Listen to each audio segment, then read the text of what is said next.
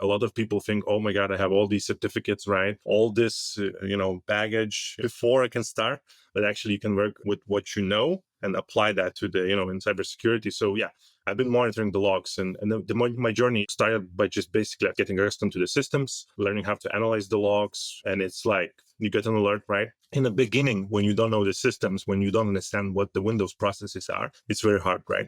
So you have to do a lot of Googling, right? Research. What does that alert means, right? You're getting some administrator disabling antivirus. Is it malicious? Is it not? What's happening, right, in the system? You have to kind of investigate these kind of things. And it helps to kind of learn, Windows processes. What do they mean, So I spend a lot of time, like, basically, getting alert, teaching myself on the fly. Is it critical? Is it medium? Is it something, right? What's the criticality?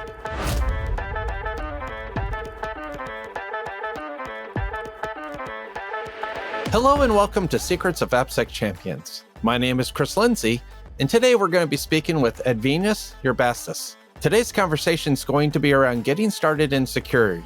Edvinous is a cybersecurity consultant at LCG who recently started in security 2 years ago. Edvinous, please introduce yourself.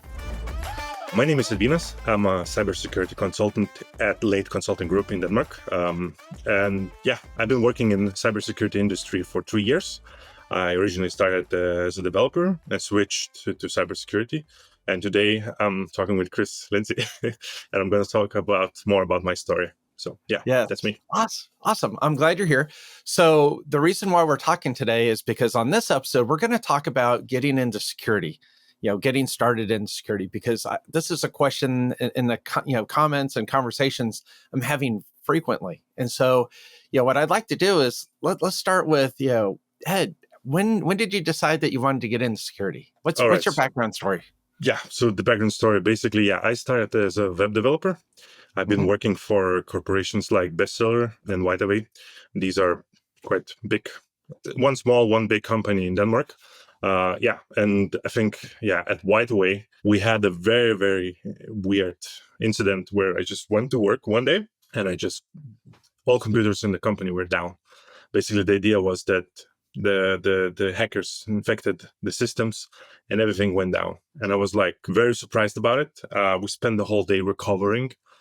Around the time, I think there were like 200 people working, and it was very crazy. And for me, that was like realization that there is no security in the company. There were no people or a special department that actually dealt with these kind of things.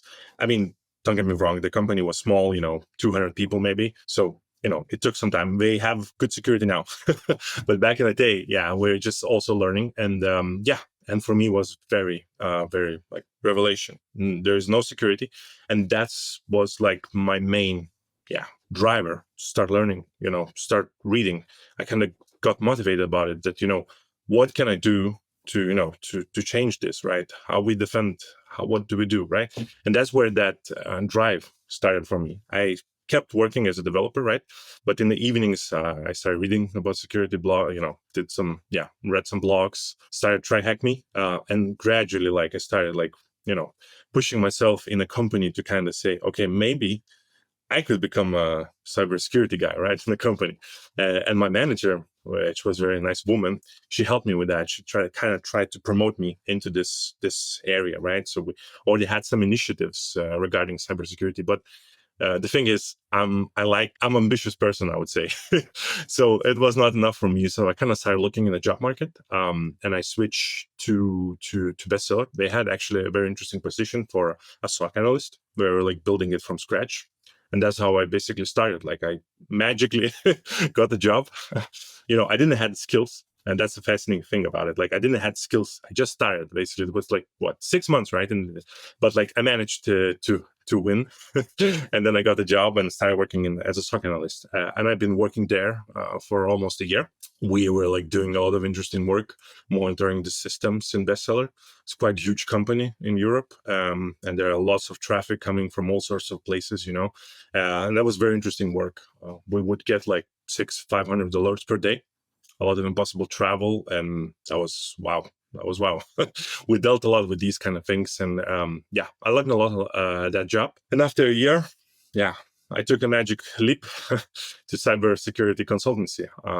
So from SOC analyst, I became a cybersecurity consultant, And then, I have been working at the Late Consulting Group almost for 2 years. Next year is going to be, at February, it'll be 2 years. So I'll have a big celebration about it. So That's exciting. Yeah. That's So, exciting. As you're speaking, I heard that aha moment, that aha when you're at a company that didn't have good security practices or things. And good companies do get compromised too. So, for those listening, that does happen. You can have a company that really has good security, but you could also have companies that are just getting started. And this was very prevalent in the early 2000s and even mid 2000s when you started, seeing companies getting that aha moment because of breaches. I had one of my fun stories is I was leading development at the time, and one of my developers was Chinese, and he always went to the Chinese news sites just to see what was going on back home. And somehow or another, he actually got his computer taken over, and it brought malware on it. And just suddenly one day we're all working, his speakers went loud, and then he had 3 monitors of video porn going all at the same time, and you can hear all the sounds coming from the speaker, and everybody in the room's like, what's going on? And meanwhile I'm a couple of rows back, and I can see his screens from where I'm sitting, and I came up and I'm like, what's going on? Now, I know the guy very well, and I knew that he would never do this kind of thing. And so he quickly, he was all red and he's shutting everything down. And he finally got all the browser tabs. And then 30 minutes later, again, we ran malware bytes. We got rid of the problem. And then I went to the networking team and I said, how can you allow this in? How did this happen? And they said, our connectivity to our data center was so poor that we actually removed some of the security so that it would actually be usable. And at that moment, I'm just like, what? So, smaller companies, they think a little differently because they haven't been exposed to some of the bigger things. And so that aha moment, circling back to you, is that aha moment was, wait, something bad happened. And this is interesting. How did we get compromised? And so, no, it makes perfect sense. Yeah, I just quickly can also add the attack vector for the company where I worked in a small company was a phishing email. Somebody clicked.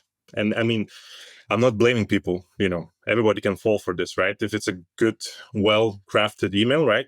You can click, so they just clicked it and it just spread. And because I don't know all the details because at that time I was not a security guy, right?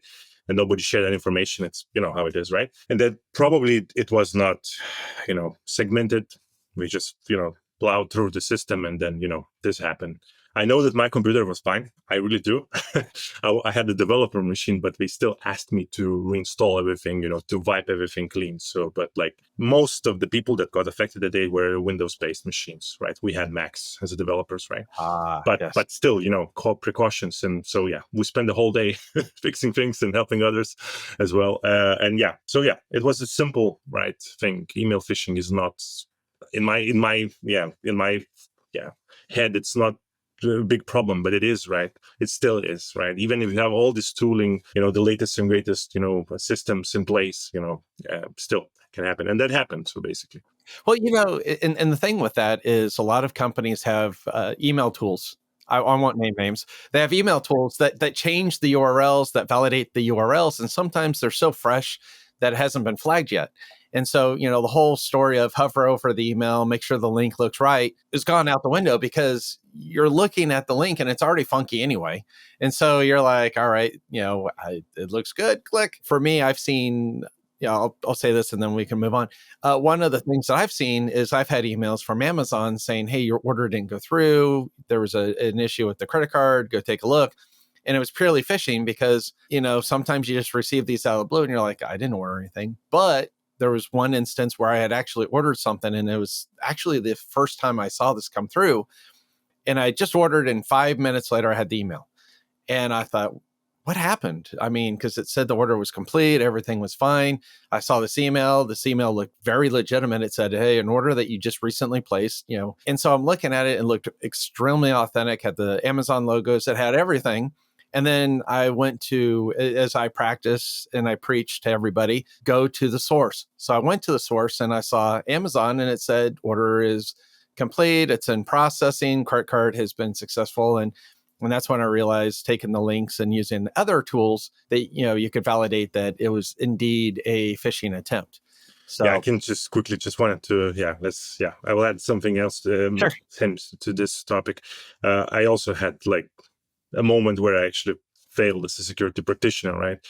In Denmark, I don't know how it's in America, but like we're still working with building a, control system, centralized system that would prevent these kind of phishing attacks with SMS. We get a lot of these messages, right, on the phones.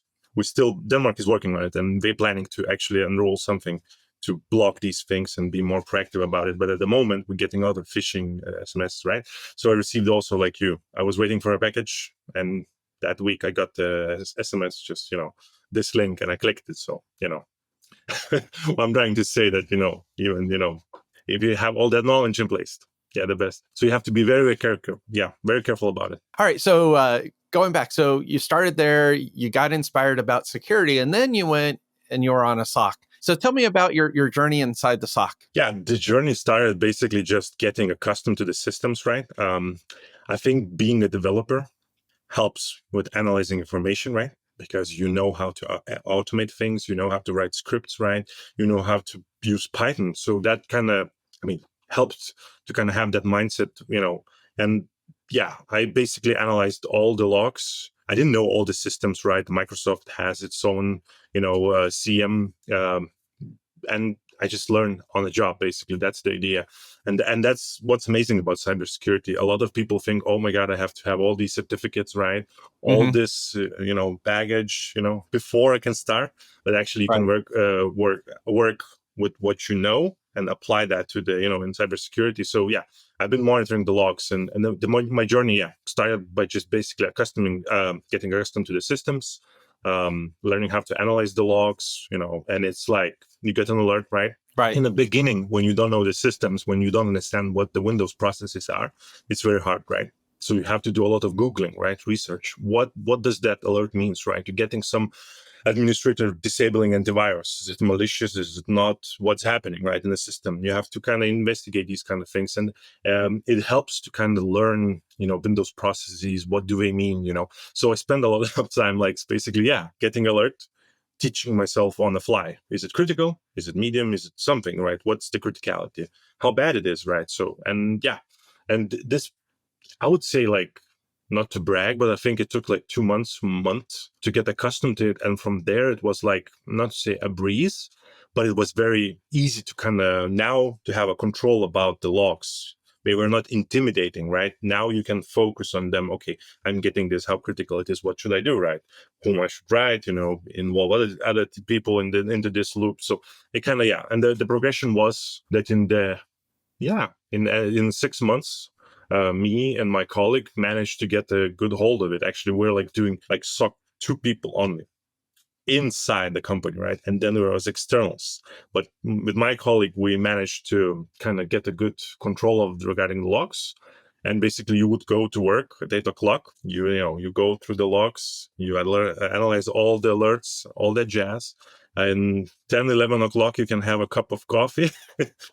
And you can continue learning other things about cybersecurity. I like the SOC aspect that, when you read the Reddit, sometimes people say, oh, you're 24/7 and, you have to work it, nonstop about alerts. But I think when you get a hold of the system and you understand what's happening, you can actually find time to learn other things with cybersecurity related. So you can actually keep improving every day. And that was what I liked about the SOC. Maybe it's a bit repetitive sometimes, but like, when you learn it, you learn it. And the progression was, just monitoring, improving your understanding about it, talking with stakeholders, running some, campaigns. Actually, monitoring logs, alerts was one part of the job. But, when you get good at it, you do some phishing assessments, you try to help and add value to the company. You talk with people, so it was very interesting journey, because in bestseller, the amazing thing is about the company, you are not boxed into one place. You're not doing only one thing. If you feel like you have energy, if you want to do more, you can actually do more. And that's what our manager allowed. That was very great. So I learned not only just SOC and monitoring and, alert triage, basically communication skills, how you approach people, how you work with other teams, right? Because you have to involve other people into these kind of alerts. Sometimes you get alert and you're like, that's not my area, right? Let's get the guy who deals with it, right? And then you coordinate and, there's a lot of back and forth. So yeah, that was my journey there in those. No, Yeah. that's great. I mean, so I'm going to distill a lot of what you just talked about So, because there's so many great pieces of information in what you just said. For those who are seeking to get into security, cybersecurity, or any kind of security, think about this journey that we're talking about that Ed has gone through, from that aha moment. Hey, I want to find out more about it. That inquisitive, hey, that I want to learn more. I want to know more. And then working at the SOC, which is great because there's a lot of people that come into security either through a SOC, they come in through the help desk, they come in through other means. Some people go straight to college, they come out of college and then they do internships and they kind of ramp in. But for those who didn't go through the college route, or you could have, coming in through this route is great because think about all the things that Ed had actually been privy to. Those logs, learning, constantly growing, constantly asking the question, is this important or not? And that really kind of fuels security because the question becomes, and I'll ask you instead of just, kind of just rambling, but I'll ask you, when you started looking at the logs and you saw an entry, how would you determine, hey, this is something that's important to me or not? that's a very good question. I feel like in the exam. No, I think I will be very honest about it. Like when you get the alert right and you don't know what it is, it's a simple Google search, right? I know it sounds funny, but because everybody's like, oh, you should know everything, right? But that's not how it works. Everybody does that, right? Even in development time, when I was a developer, we used a lot of Googling. Absolutely. That's the best tool. And when you learn how to Google, right, you can find all sorts of information. We also still keep monitoring things, right, for our clients, right? And we had actually a very interesting alert where like ransomware, something related with, Google Chrome. There was a process. Yeah, suddenly, we get tons of alerts saying, oh, ransomware. Oh my God, everybody's in a panic, right? But again, simple Google search narrowed down what the process did. And there was a lot of people saying, hey, in my system, in my ETR, it causes a lot of alerts. And that helped very quickly to understand what's happening. And it was just a Google search. Like the thing is, you cannot know everything, right? It's not how it works. So yeah. So when I would get the log, right, in bestseller, I would definitely use the Google. Sometimes when you see the server or something, some system, and if you don't have time to Google, or if it's like a emergency or something, you can quickly involve other team, Right. okay, this server belongs to the networking team. Let's give a call. Let's write them, what's happening, Mhm. A lot of these alerts were just basically administrators, working with the servers. So that helps. And when you have people available for help, these alerts are not intimidating, it's just understanding how everything is working. And I think a lot of people would benefit from it. Like, when we start the SOC on a side, start learning how the systems work. What are the processes in the Windows? What does it mean? What is that? What is this? What this, program does, things like that. And that helps to build this kind of knowledge.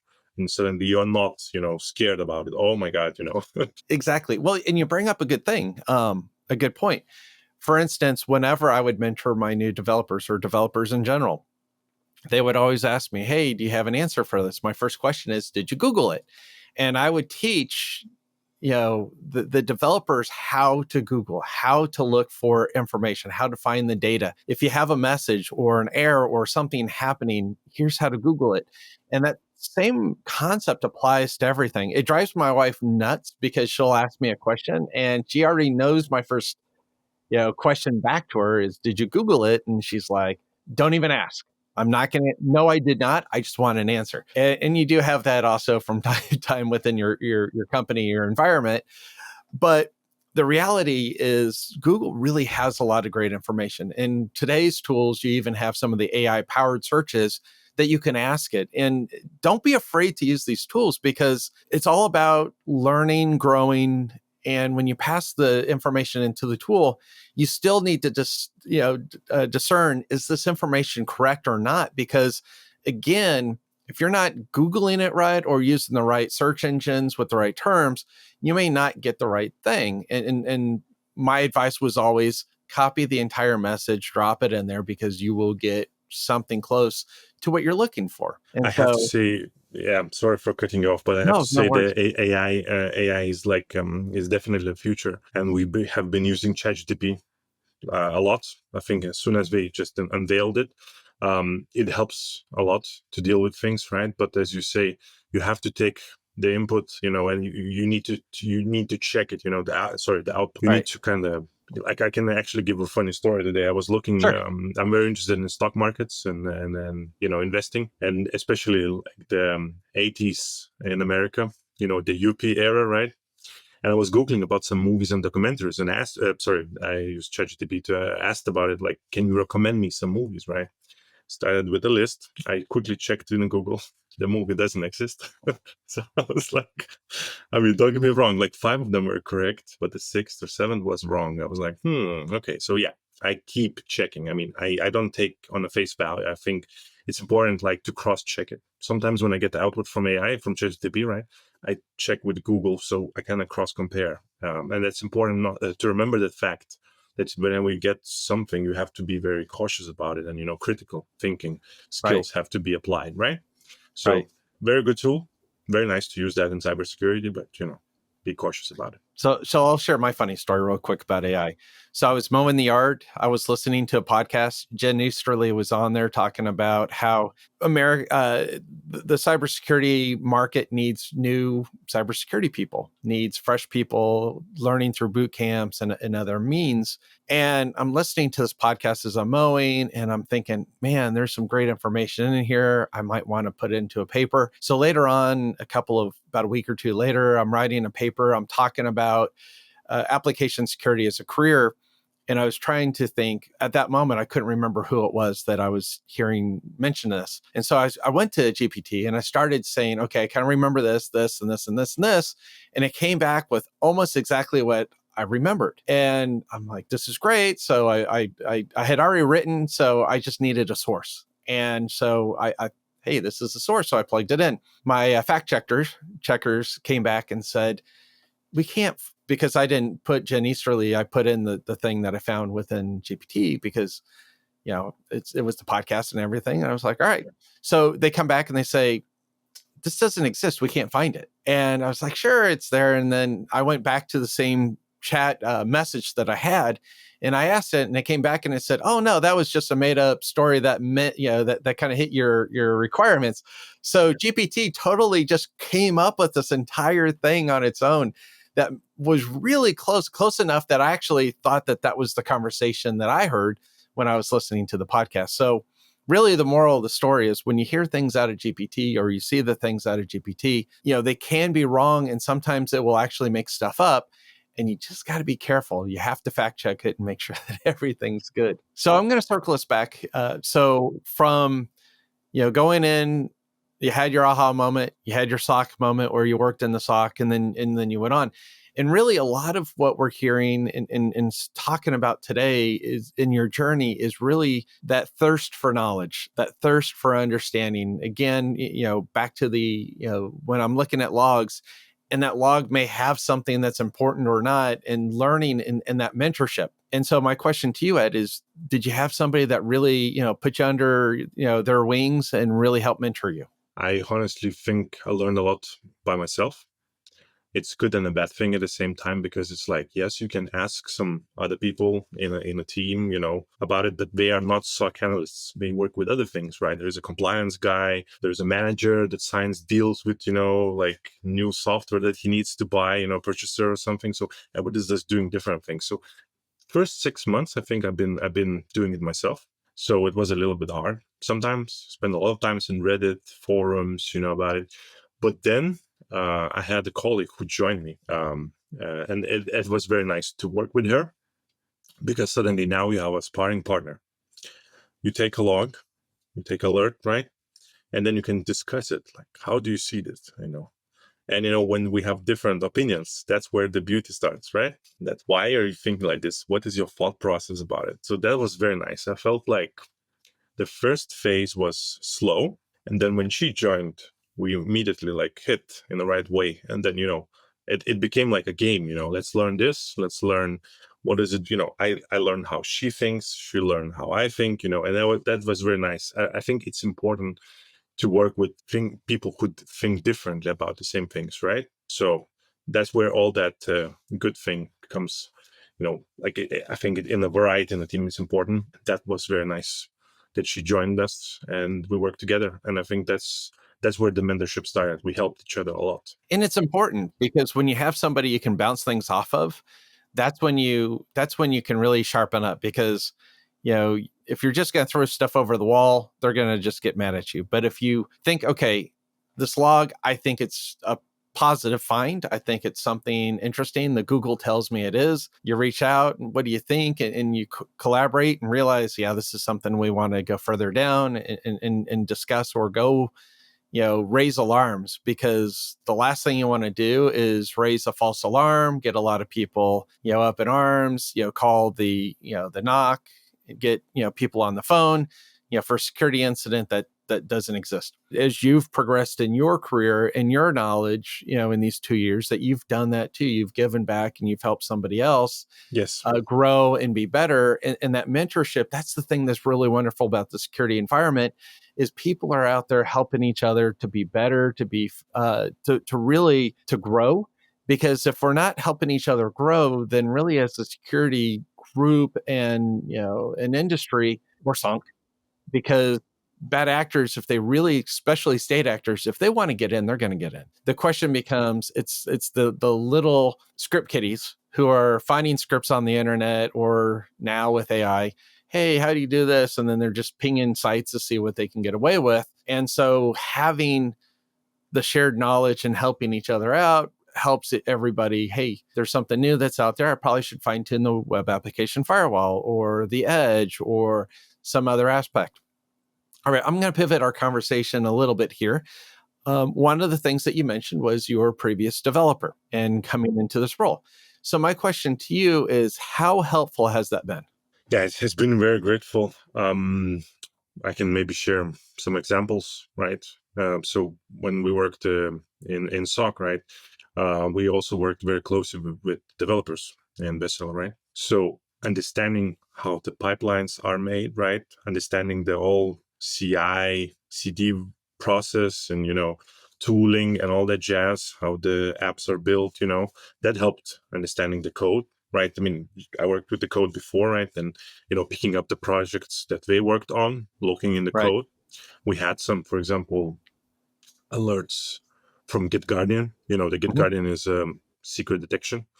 So you would get a lot of alerts as well. And you the code, how it's built. So you just jump in the code, see where the secret is, and give guidance about it. So I think that helped a lot regarding this. And in general, like how you approach the data, how you approach the big data, like how do you see the data sets, right? You can quickly fire a Python script that can just analyze Excel spreadsheet, CSV or something. So you can automate some things.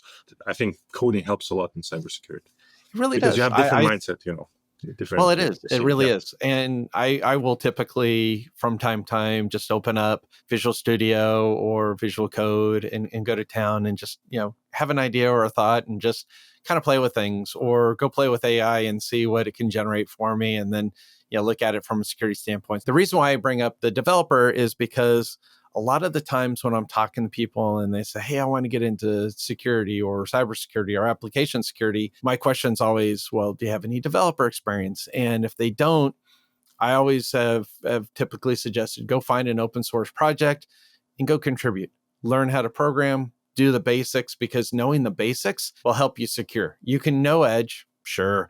Firewalls, great. Ports, no problem. But when you start looking at like web application firewalls and fine tuning SQL or some of the vulnerabilities that are out there, when you understand how to write those wrong, where they're actually vulnerable, and how to fix those, now as a security person or a resource, you're going to be a lot more helpful to everybody in your circle of influence to be able to say, hey, that's command injection. Here's what you need to do. That's cross-site script injection. Make sure you're encoding. SQL injection. make sure you're doing parameterization of your command. And so, it's simple answers. Unfortunately, the programming is not as simple sometimes. That sometimes takes a lot of work to get it implemented right. I will be also very honest about the web development part, right?